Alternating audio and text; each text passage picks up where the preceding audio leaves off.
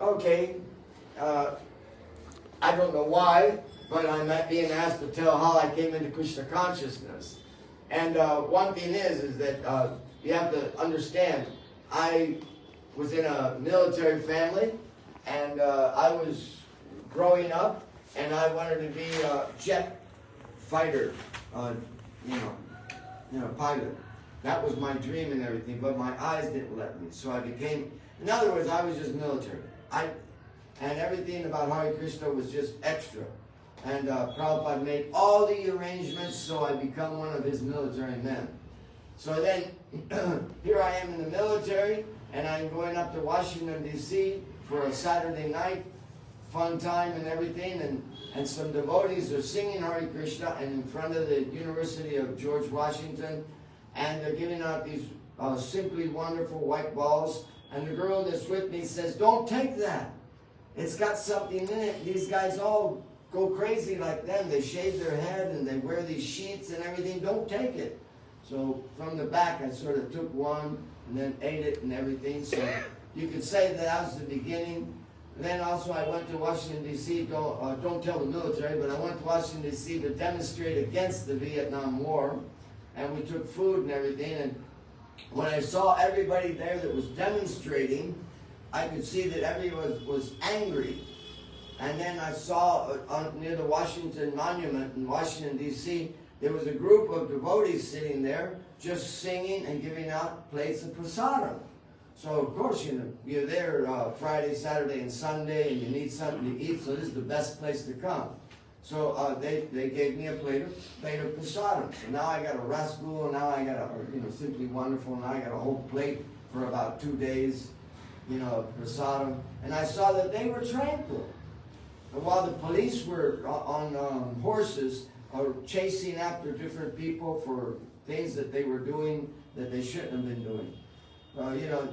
Then I started putting things together, and I said, I'd rather be in association with these people that during this whole conflict of the Vietnam War, they're nice and tranquil. And they're doing something too. They're making an impression also. So then I found out that Srila Prabhupada, the leader, was up there in New York City. So of course I went up to New York City, that's Henry Street, on Henry Street. And I went to visit that temple, and I didn't know anything about what to do and what not to do. So they were in a pretty bad area because they wouldn't open up the door for Mangal Arti. But I wanted to go to Mangal Arti for the first time in my life. And so someone did come to the door who was Shamarani, and she let me in. And she told me that we can't open this door so much because they burnt one of our vans. One of the neighbors and everything got mad and threw gasoline and everything on one of the Sankirtan vans and burnt it. And so she said, it's very dangerous, just come in. So then after Mangal Arti, they gave me a little chisel to chisel off the steps, because Srila Prabhupada was going to come down, and those steps he might slip on the ice. So, not right now. Yeah, so he might slip. So they gave me it's the cold weather. Not right now. Yeah, so then it's a cold weather, so I'm chipping off ice about an inch thick off of these stairs. And I don't even know who Srila Prabhupada is and everything, So I'm like, I don't know what's going on here. I don't know. And then Prabhupada comes down from the Bhagavatam class. After he does a walk, and then he comes back and he gives the Bhagavatam class. And there was so many people in the temple. It's Henry Street. Yeah, it's Henry Street. There was so many people. Henry Street was in the Bronx? Yeah, the Bronx. No, it was in Brooklyn. It was in Brooklyn. Like the one now is in Brooklyn. Henry Street's just a little closer to New York City than the one that they have now. So then Prabhupada's sitting giving class, but I couldn't get in. So I stood on the stairway, and I was just looking into the temple room. And then after class, Prabhupada would take a little fruit or something off the plate, and he had a system where he'd just chew on orange. You know, he wouldn't eat all the peeling and everything, just like chew on the orange and put it back. So Shamarani came to the stairway and everybody had taken the good, what I would have considered the good. And she gives me the chewed one. And I'm going like, what in the world? She's giving me the chewed orange. You know, what's going on with these people? You know, so I took it. You know, I might as well take a chewed orange from Srila Prabhupada. So you know that's a clincher. You know that like made me part of the gang and everything. Prabhupada's mercy and everything. So I went back and to put a very long story short, it came to a point. Because I was a good sailor, and I made rank very good, and I had taken all the tests, all the way up to first class, but I was waiting just for time in, and they'd give me first class. I was good, you know, and I had put out 2. What means first class? Huh? You had a higher degree? Yeah. First class is like full sergeant, full sergeant. I was going to be full sergeant, so I was considered top of the class. Well, the admiral, by Krishna's arrangement, saw me on Easter Sunday, because they know me, as chanting with the devotees. And he had just come back from Saigon, so he says, he's a member of the subversive group, and because they had some Buddhist had just burnt himself alive, you know? He had burnt himself alive right there in Vietnam against the war. So this admiral, he was from the war. So, you know, he comes and he sees me chanting and everything in a dhoti, not shaving head, just a dhoti and everything. And then he says, oh no, I know him. So he just took it on himself to kick me out. He took it on himself to kick me out. So many times he tried. I went to 3 psychiatrists. And they all sent me back saying that they were not able to find anything wrong with me.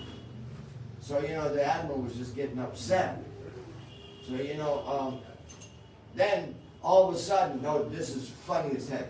All of a sudden, Tarun Krishna from New York, he's an old godbrother of mine. I said, let's go to the base and help out the young soldiers that are addicted to marijuana and things like that. And so we came to the base for a program that was being made to help soldiers not do marijuana and everything. So we were just going to participate. And as soon as we came in the base, the first road, the admiral's car passed by. But he doesn't have the flag on it, so I don't have to salute and everything, but it's the admiral's car. And he's coming through a back road. And I'm saying, oh, Krishna, what are you doing? And then Tarun Krishna just gives him a namaste. The admiral hit the floor. You couldn't even see him. And his hand came up and touched the driver on the back and pointed. And I could see that he was telling the driver, cross the road, get out of here. So then they went across the street, and then the admiral's driver went to the military police that let us in, you know? And said, so, you know, I became like the person that's going to destroy the base. 90,000 U.S. Navy people, and I'm the guy that's going to destroy the base, you know? Prabhupada's too much. And then, so after all the tests from all the, and I didn't want to get out. Back then I was making almost $800. And that's in 1969, and so that's $800 plus so much extra money for doing tours up to spy on the Russians and everything. So I was making money like anything. And I was taking people's jobs so that they would pay me on the weekend, and they could go out and have fun, and I could get the money from whatever they had to do on the boat. So, you know, I was fat and happy. I had my place. I had my japa. The captain of the boat, he came down. He saw me chanting japa, and I had to chant japa in a hidden way. And I was behind the generator. I was behind it. And he found me. And he says, what are you doing? I says, I'm chanting my beads. And he says, why do you like this Krishna? I'm going to the university, and I know a military man should like Shiva, not Krishna. And I didn't know who Shiva was. So when I went to the temple, I asked about Shiva. I says, well, the captain's good, you know. So then the captain was mad at me, the admiral was mad at me, whatever. So the last one that I went to, Prabhupada wanted me out of the Navy. It's too much trouble he went through. So then the last one that I went to was at the main hospital, huge hospital, the Veterans Hospital, and for the whole base. And when I walked into the psychiatrist's room, he said, when you shut that door, you're out of the Navy. And I looked at him and I says, sir, what? And he says, I have a personal handwritten note from the Admiral that you're out of the Navy tomorrow. And I said, really? He says, I'm not going to investigate anything. I don't have to. You're out. And I says, well, what if I don't want to get out and I want to fight the case? So in 3 different ways, he asked me questions. And then he said, you know what? You have just got honorable discharge. I said, why is that? He said, because you don't want out and he wants you out. And he can't kick you out, so he has to give you an honorable discharge. He was trying to give me dishonorable discharge. On top of kicking me out and doing all the work for the Navy, he's going to give me dishonorable discharge. But he can't, because I said no 3 times. I want to stay in. He says, I can't stop him from kicking you out, but you understand you're going out on honorable discharge.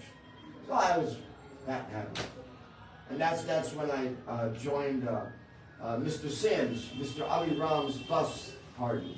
Rupanuga Maharaj was the party in charge. And then we went, and you know, it took about a year of traveling with that party. And then every bus You were party, living on the bus? Living on the bus. Living on the bus, remember, I'm a mechanic. I put water tanks in the bus, I put piping in the bus, I put a shower right where the back wheels are, I put a shower. Then I put a kitchen in back of the shower compartment so you can open up the back door and put the kitchen stuff in without having to go through the bathing place and everything. Yeah. I put together a whole bus. So what about the story in the submarine that you were accidented in the submarine? I was what? That you were in a submarine and there was some oxygen failure or something. Oh, that was like, I'm sitting there on a watch, and I didn't know you knew that one. And there's these huge tanks to make oxygen because we're submarine, and so the ET, the electronic man, no, please pass. He didn't come by to check because there's a small little diaphragm, and the diaphragm separates the oxygen from the hydrogen. So you have to keep that diaphragm in a straight line, or it can break, and then it may explode. Well, that's what happened. The watch didn't come over to check it out. Between me and the explosion was maybe not more than double than this, but there was many different instruments, machines, pumps and everything. They were in between. So it blew up, and then where I was sitting, the flames. But this is flame from hydrogen. So it wasn't hot flame. It was weird. It was like dancing like this. And then, of course, it shook the whole boat. And we're underway. So the captain comes on and he gets on the thing and says, "What's going on down there?" And I'm sitting there laughing, saying, Hey, Captain, it's the 4th of July, man. It's all right down here. And he said, "Soldier, could you become serious?" I said, No, it's all right. I'm telling you the truth. It's all right down here. Don't run down here. Everything's under control, and the flames will go out in a minute. You know, so it was it was pretty unique experience and everything. Yeah. But this had nothing to do with your honorable discharge. Hey, you didn't take it into account. I put out a fire that I was telling them was going to happen. Because to open up these valves, they have a hydraulic system. And the hydraulic system was dripping a little bit of oil. And then it was dripping on the asbestos. But the water that comes out of the reactor is super hot and under super pressure. So that's a very hot valve. So they were telling me, oh, when we get back, don't worry, we'll go ahead and fix it. And I says, well, you're dripping, you know, and that dripping, it'll hit the heat and it'll burn. And they said, no, that's asbestos, it's not going to burn. I says, well, if you got a lot of oil there, you're going to be burning oil and you're going to have smoke. So that's what happened. And I was already ready for it. And almost everybody in the back section of the boat, they just ran out. Because, you know, you're going to suffocate from the smoke and everything. So they ran out and I just sat there and I crawled up on the pipe, shimmied down the pipe, and asked somebody to give me the fire extinguisher. Without a mask, without anything, you know. Yeah. Oh, cold, no. No. I'm sorry. Yeah, so then I shimmied and I put it out, and they took no recognition for that. No recognition. Nobody came in there. Everybody just shut the door, and it was only me and the person pushing in and out the rods in the reactor part. Because everything was smoky and everything. I put out 2 fires and saved their boat and everything, but... So then you were in the bus with Rupanuga. Yeah. Rupanuga was in charge. Yeah, he was in charge. So, and what happens then? How it goes on? Oh, you That know, was not the road show. No, that was not the road show, but we would, wherever the road show would go, with Vishnu John, we would go too, because his mechanic was better than me. So, you know, you get an old bus. What it was just an old school bus, and it was only about $700 when they bought it, and I had to change the whole head on the motor. And it was winter in Boston. Winter in Boston, changing a head on the, it's only 6-cylinder, but still so cold. And you know, you're lying on the ground, getting dripped. Well, whatever. But it was fun. And the road show was there, so we were able to have some nice times with the deities. Every Wednesday, the deities would dress up in Prabhupada said that they could dress the deities up in Madhurya Ras on Wednesday. So Radharani's leg, you can see her leg and feet. And they put dancing dresses on and everything. So it was beautiful. And association with those devotees were great. And then when Who else was on the bus besides Rupanuga? Are you really ask good questions? Rupanuga only would come and check out and then go because he had GBC stuff to do all over the place. No, Madhava came. Where's Madhava? Madhava came. And who was Madhava? He was one of the 3 investigators of the explosion of the Apollo.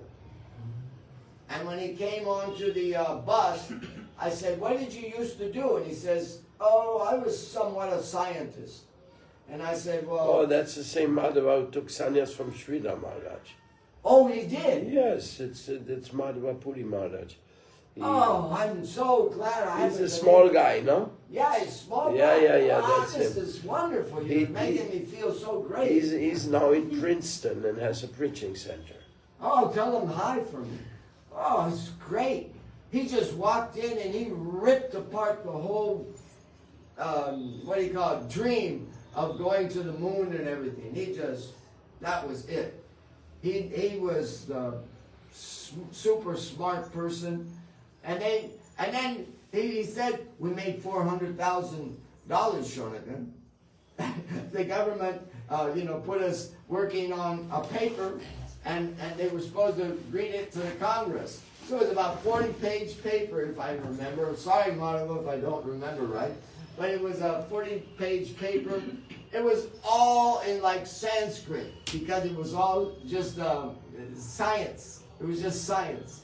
And then he said after we read it, everybody stood up and clapped and everything, because this was the proof that they needed so that they could continue with the fake, missile raising and everything like that. So who else was on the bus? Jivanuga was on the bus. He was the son of a counselor in another country, U.S. counselor in another embassy, and he had come there. Oh, you know one that was even in Bolivia. I forget his name. Jagajivan. Jagajivan was on the bus. For a while, yeah. Jagajivan was on the bus. No, we had some good people. Oh, on the bus. Oh, no, it's Prabhupada. When we came in 1972, and we went to the Janmashtami, a celebration in 1972, when we brought the bus, it was mud road. And it was so dangerous going to where everything was being held. It was really crazy. And then, because of the bus, I also had the pleasure of Jayatirtha, the president of Los Angeles. He came and he stayed on the bus because everything was full. So I asked him, why did you come here? And he says, oh, we want to change the name of the deities in Los Angeles. And so after he went to speak to Prabhupada, he came back and he said, well, what was Prabhupada's reaction? He said, the only word that Prabhupada said was, don't change the name. He says, Rukmini will never be at the caliber of Radharani. And of course, Kadamba, I think is, what's his name? Oh, I can't remember his name. Oh, well. Well, he did change the name and put Rukmini Dwarkadish, But there was so many other things there. Oh, Prabhupada was one. Hey, Prabhupada came and sat on the bus. Karandara. Yeah, Karandara. Oh, man. So crazy guy. I like him.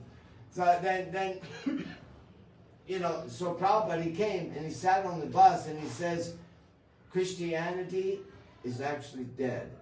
And it's only a body moving around. That's all. He says you have to help out and preach all this because this will attract so many people. So we went to many universities. As we came from, it's too cold, so you start coming down and you go down all the way to Miami. And then when we got to Miami, I just said, boys, I speak Spanish. I should help out in the Spanish places. So that's where I came in. Up to that point, and then I just split United States in one. Who sent you there? Prabhupada, because he wanted 2 people to go to Jamaica to see Mr. Hughes. He met Mr. Hughes in the airport. Mr. Hughes had never even spoken to anybody like Prabhupada. He didn't know about Bhagavad Gita. And after he spoke, he says, I want to be the one that propagates your movement in Jamaica. And so Prabhupada, there in Miami, he had been there in Miami before we arrived. And he said, no, I will send you 2 people. And so he picked 2 people. Me and Mahavira from Canada. Mahavir. Yeah, Mahavir, crazy Mahavir. Brazil boy. You went with Mahavir to Jamaica? Yeah. You actually went? Yeah. So what happened in Jamaica?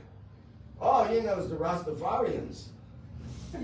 Oh, the Rastafarians were white man is devil, black man is God, kill the white man. So we got stones thrown at us and so many, but we didn't stop. We just dodged them and kept on. But God is black. Huh?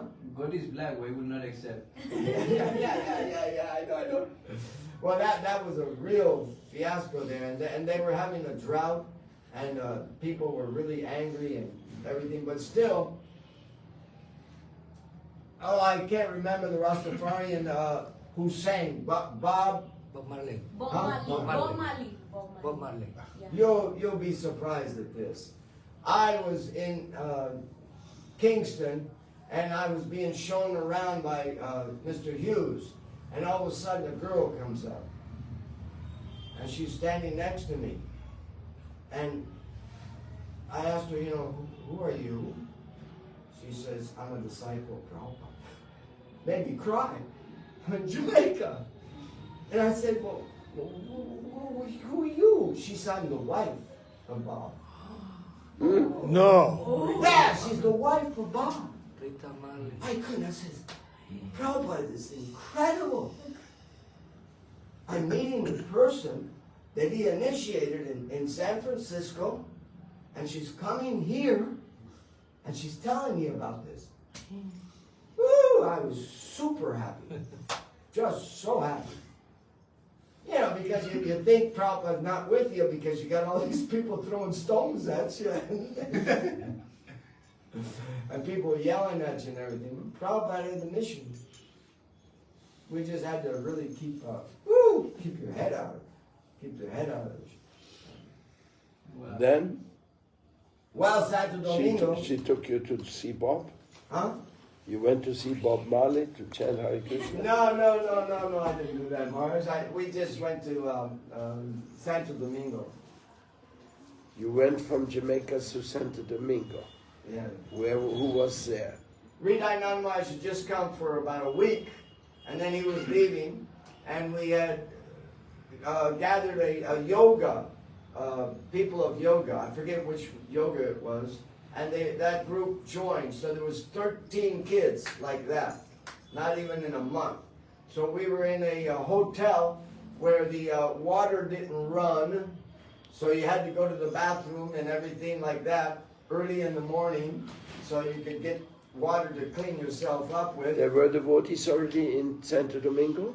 Well, they were just became, because Rida Nandamaraj was there maybe I don't think 2 weeks, maybe a week, And he said, Saunaka, we have to go, so Rupanuga came. At that point, Rupanuga came, and we organized. We were in the bathroom cutting up the vegetables. Oh my God. There was no other place, you got 13 people, you got about 10 people in one small little room, and everybody's like crammed up together, and you go out and you don't have money, so you're going out there and you're going to the market and you're asking. Okay, that's Santo Domingo. Yeah. Then from there? Then from there, we gotta find out what happened. I got the temple for them by going all over the place. And a man said, I will give you a beautiful house almost next to the presidency and the museum. And I said, really? And he says, I want $3 a month. The man was just moved, a rich man.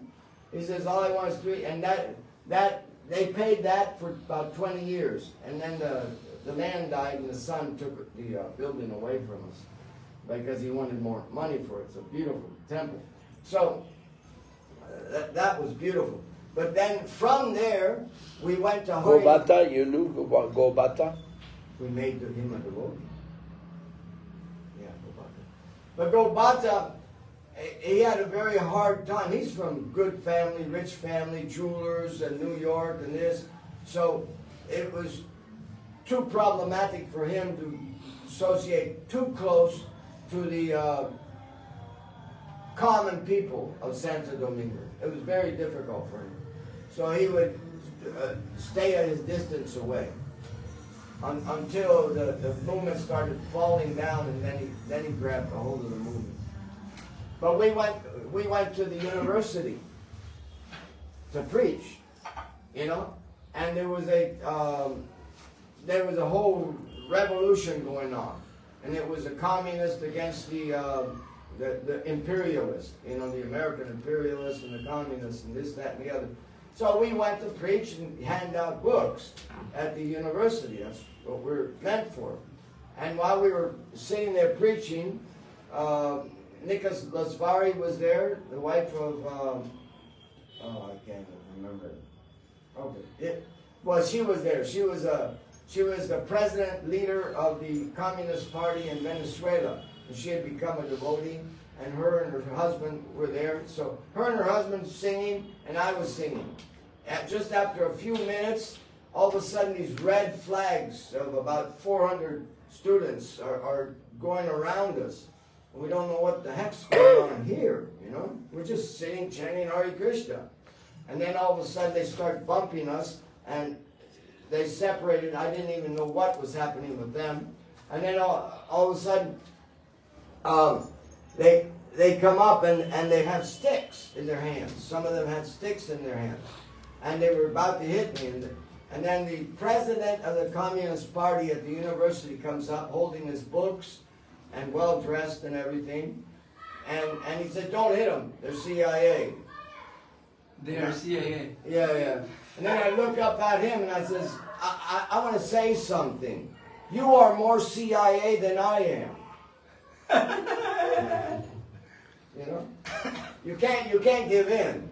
Because if you give in, they'll just beat you or something like that. So I got up and I grabbed his shirt. This is the president of the Communist Party. And I said, this is an Arrow shirt made in the United States. You got Haggard pants made in the United States. And you're calling me some person that's coming to destroy your society and bring in drugs and everything?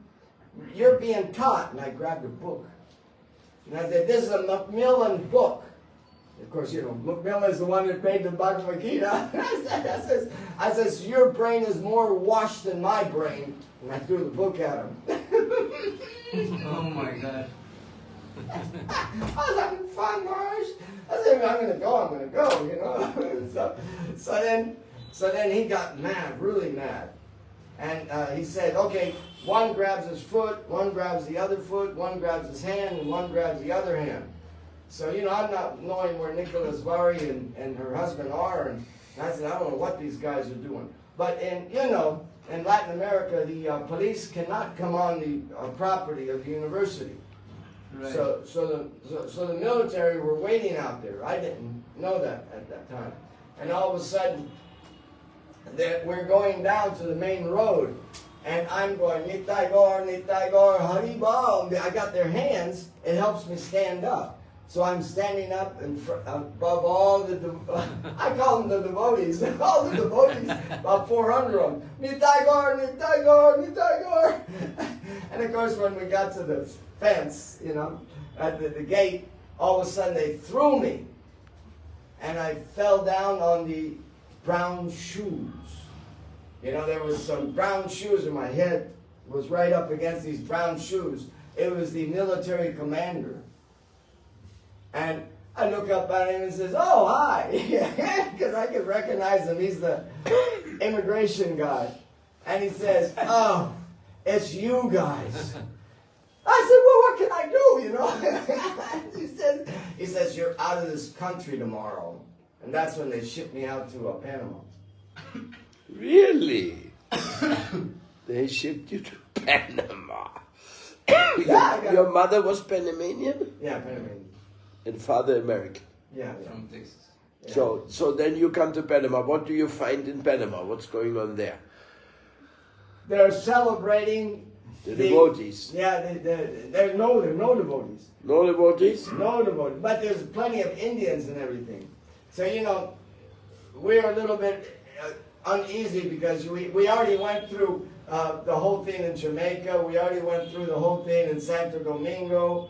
And so, you know, we already went through so much. And we also had gone to Puerto Rico and met the communists and had so many battles with them and everything. So we said, okay, we got to be a little bit shy this time. So we just... But in Panama you were alone? Or you were kicked out with somebody else? Bavir? Nicholas Bari and her husband. Yeah.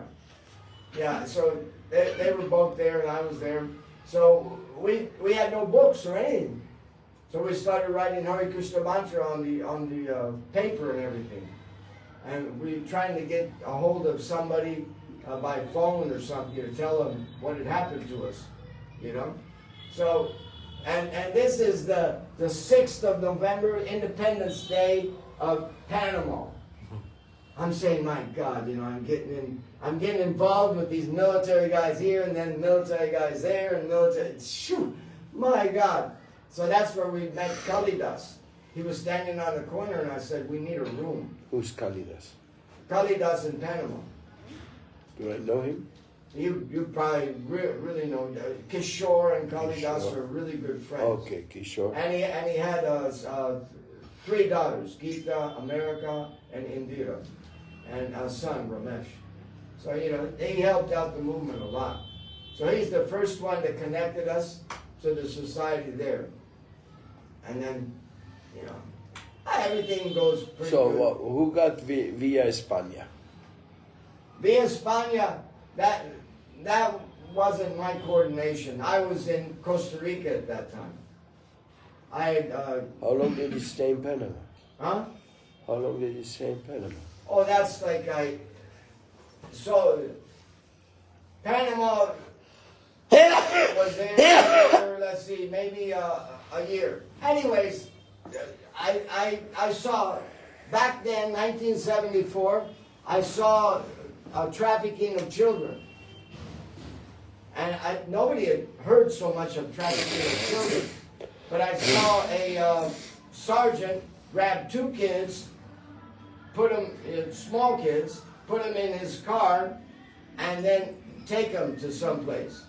So I said, oh, I want to see what, because I knew the kids, and they liked chanting Hare Krishna, so I was going to see what they're doing to these kids.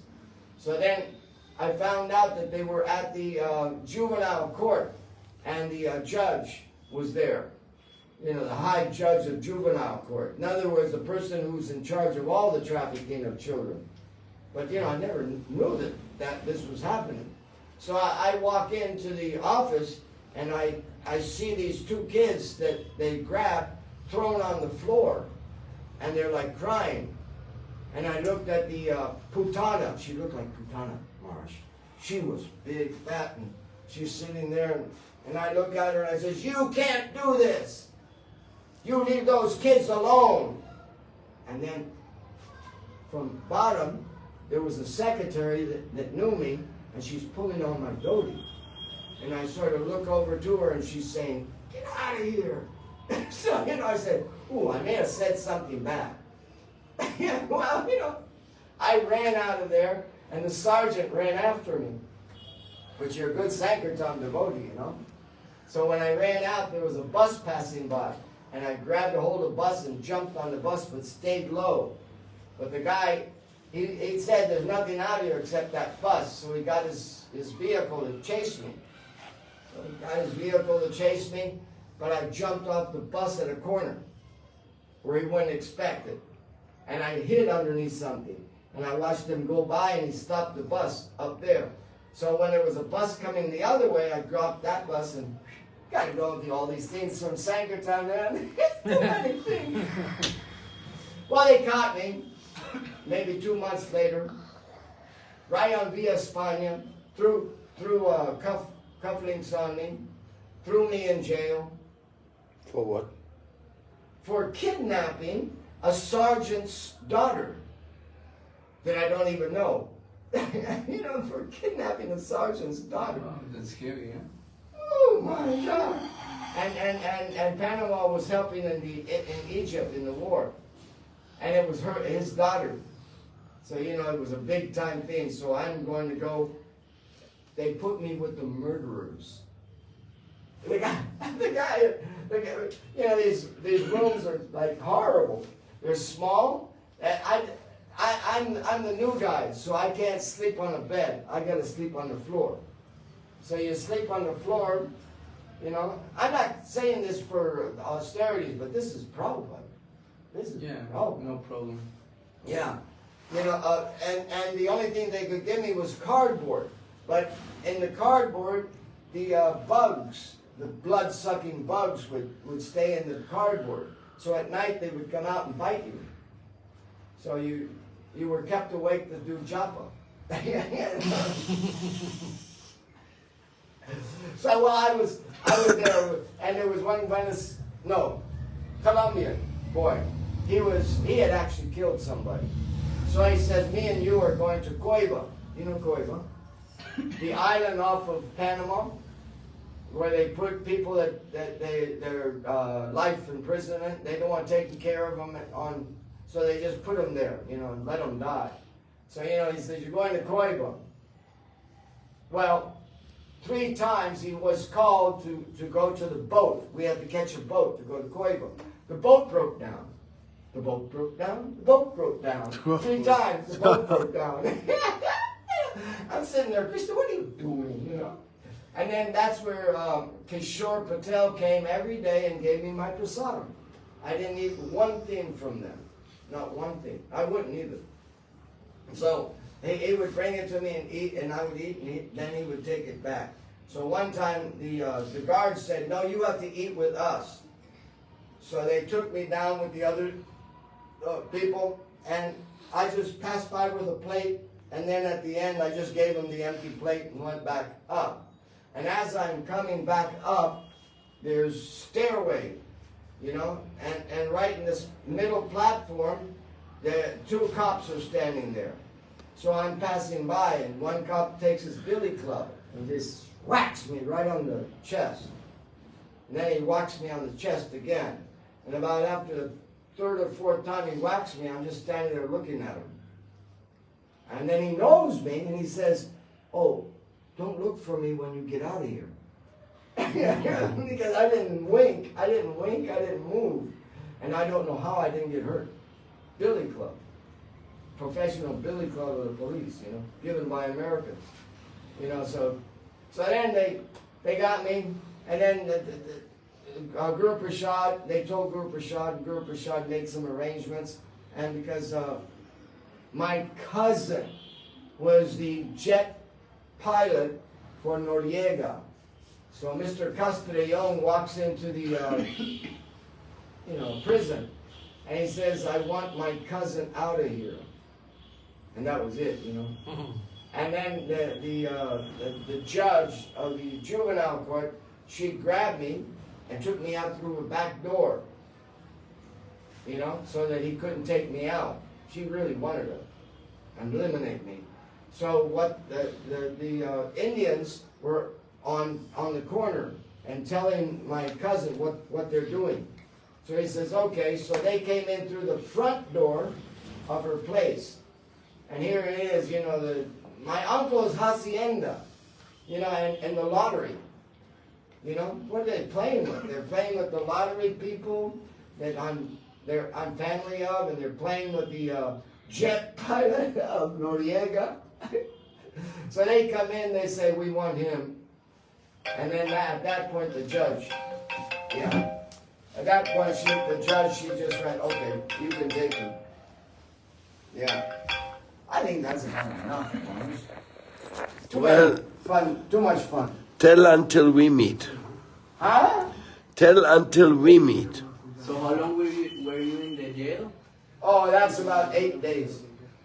All this happened in 8 days. Yeah. Wow. Yeah, 8 days. That was enough, bro. That was enough.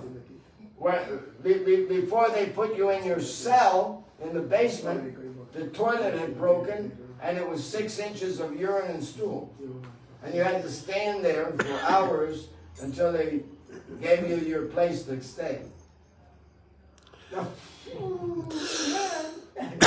So Via España didn't exist yet. No, Via España didn't exist. So then you go to Costa Rica. No, I got deported out of Panama and sent to the United States. And then in the United States, I got Srila Prabhupada's mercy. Everything's controlled by Prabhupada. Incredibly controlled. I arrive in El Paso, and my mother has to go to San Francisco to see my sister. And she says, oh, I need a driver. So I said, my God, I'm going to San Francisco. Prabhupada's in San Francisco. So Prabhupada gave me the Brahmin initiation in San Francisco. 19? 1974. 74? Yeah. And I had all the papers because I wanted to go to Brazil. And then Hridayananda Maharaj said, no, give me those papers. Because I had put together a whole booklet because I wanted to go to Brazil to propagate the movement. He said, no, you go to San Diego and you just rest there, Saunaka. You've been through too much. And I said, nah, I'm all right. I'm ready. Anyways. 1 year, then 1 year. And then Narayan came and we went down to Costa Rica. Then we started in Costa Rica. Then after Costa Rica, then I went to Villa España. Harinamananda started via España? Yeah, he started. From what I know, he started. Yeah.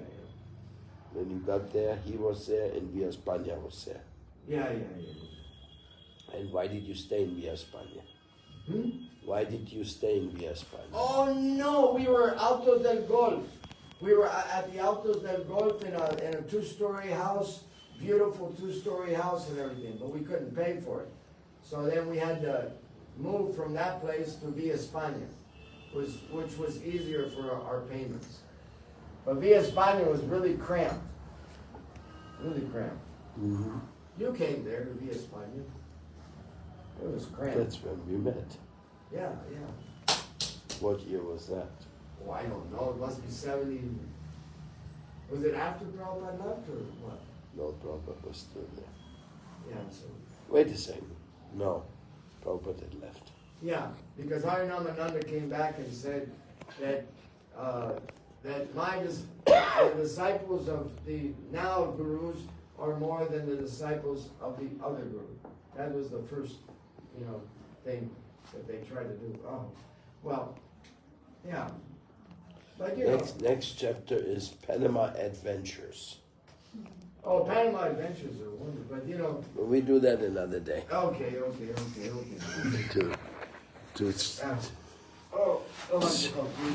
Vanchakalpatrubhyascha kripasinabhavyacha patitnam pavanibhyo vaishnavebhyo namo namah. Saunaka Prabhu, disciple of Srila Bhaktivedanta Swami Prabhupada ki jai. Vrindavan pioneer ki jai.